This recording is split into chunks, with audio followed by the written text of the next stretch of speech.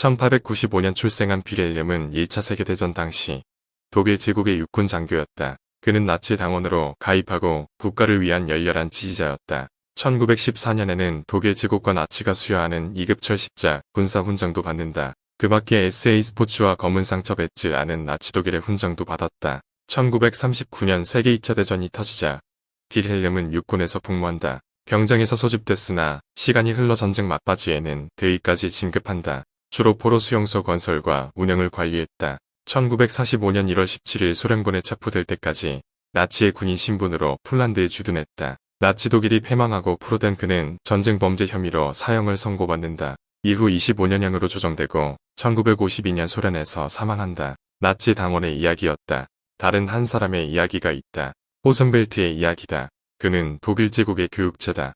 독실한 로마 카톨릭 집안에서 자라며 화가 출신 교사인 아버지의 영향에 따라 독실한 신자이며 초등학교 교사였다. 부모는 어려서부터 자선활동을 강조해왔다. 교회에서 진행하는 사회산업에 관심이 많았고 자국을 사랑했다. 아내인 안네마리의 평화주의의 영향을 받아 꽤 양심 있는 삶을 살고자 했다. 그는 세계 2차 대전에서 스포츠 장교로 근무했으며 군인 장교 경기장을 관리했다. 시간이 지나며 그는 국가의 정책에 환멸을 느낀다. 폴란드인과 유대인에 대한 대우가 부당하다고 생각한 그는 전쟁 포로들을 가족에 연결해주고 폴란드인과 친하게 지냈다. 이후 폴란드어를 배우고 전쟁 중에도 꾸준하게 성당 미사를 드리기도 하는 모습을 보여주었다.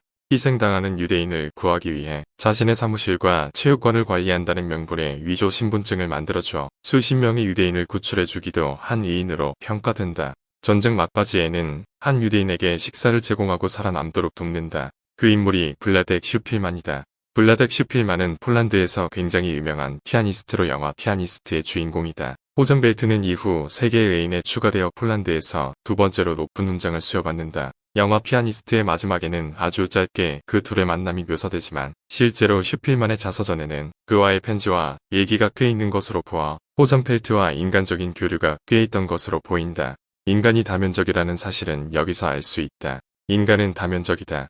앞서 말한 빌헬름은 호전펠트의 성이다. 실제로 두 사람은 같은 사람이다. 어떻게 바라보느냐에 따라 어떤 면을 바라보느냐에 따라 한 사람을 완전히 다른 사람으로 바꾸어낼 수 있다. 인간만 다면적인 것은 아니다. 어떤 사물이나 상황도 다면적이고 현상이나 과거, 미래의 모습도 모두 다면적이다. 무언가로 정의하기 좋아하는 사람의 성격상 때로는 선과 악으로 나누고 때로는 새로움과 오래됨으로 구분하고 때로는 좋음과 나쁨으로 나누지만 그 모든 것은 본질이 아니다. 원뿔은 위에서 내려다 보기에는 원의 모양을 하고 있고 옆에서 보기에는 세모 모양을 하고 있으나 그 둘 다 본질이기도 하고 그 둘 다 본질이 아니기도 하다. 평면적 사고에 사로잡히면 원뿔의 모양을 원과 세모 중 하나로 정의하고자 한다. 다만 실제 원뿔은 원의 형상과 세모의 형상을 모두 담고 있기도 하지만 담지 않기도 하다. 3차원으로 생각하지 못하는 이들은 원뿔이라는 다면적 유형을 떠올리지 못한다. 공간기하학을 떠올리지 못하는 이는 위기를 위기로만 느끼고 기회를 기회로만 느낀다.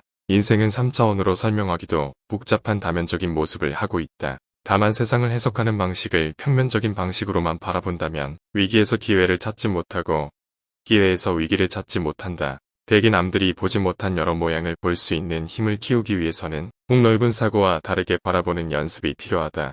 해석의 주체성은 그래서 중요하다. 법륜스님의 글 일부다. 스스로 적게 쓰는 것은 검소함이라고 하고 타의로 적게 쓰는 것은 가난이라고 합니다. 자기 스스로 낮추면 겸손이라고 하며 타의로 자기를 낮추면 비굴하다고 합니다. 스스로 남에게 재물을 주면 기부했다고 하고 강요에 의해 주면 강탈당했다고 합니다. 주체성이 중요하다는 의미다. 의미를 부여한다는 것은 스스로에게 유리한 입장의 해석을 가능하게 한다는 것을 의미한다. 그것은 독서와 사색으로 얻어진다.